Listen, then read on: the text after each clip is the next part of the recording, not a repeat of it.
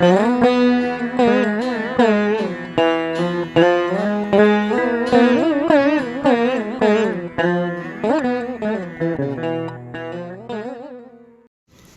ஸ்ரீ கல்கி அகத்தீசாய நமோ நமக.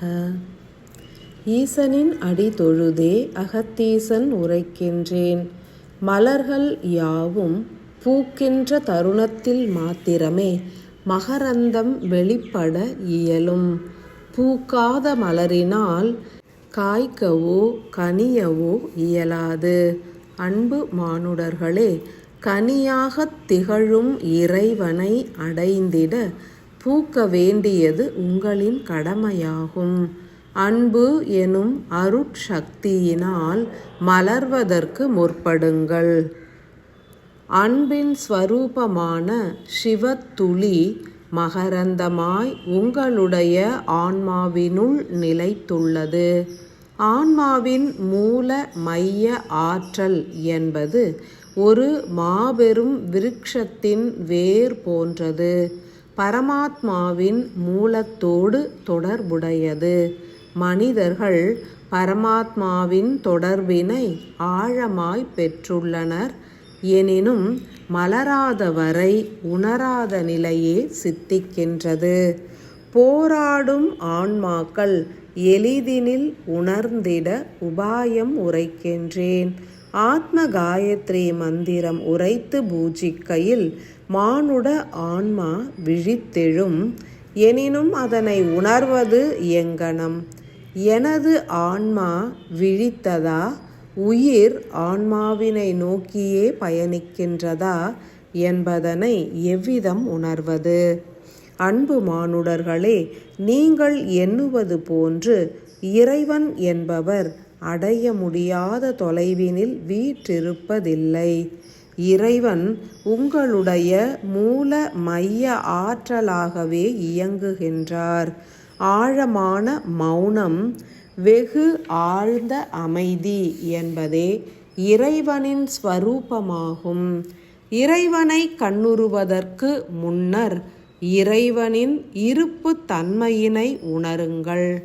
மனம் ஆழமான மௌன நிலையினை ஏற்று அமைதியுற்றால் மாத்திரமே இறைவன் உங்களுக்குள் வீற்றிருப்பதனை உணர இயலும். அலைபாய்கின்ற மனதினை அடக்குவது இயலாத செயலே. எனினும் ஒரு சில மணித்துளிகள் கால பைரவரை துதித்து காலத்தின் மூலமான மோன நிலையினை உணர்த்திடவே வேண்டிடுங்கள். காலம் என்பதே மூலமாகும். புற காலத்தினை துறந்து அகக்காலத்தின் மையத்தை அடைந்தால் இறைவனின் தன்மையினை உணரலாம். சுயம் உணர்தல் என்பது ஒன்றே இறைவனை உணர்த்தும். ஆத்ம காயத்ரி மந்திரம் உரைத்த பின் சில மணித்துளிகள் ஆழ்ந்த அமைதியினை ஏற்று உடலின் இறுக்கமான தன்மையினை தளர்த்தி உயிரின் உன்னத வெப்ப சக்தியினை உடல் முழுவதும் உணருங்கள்.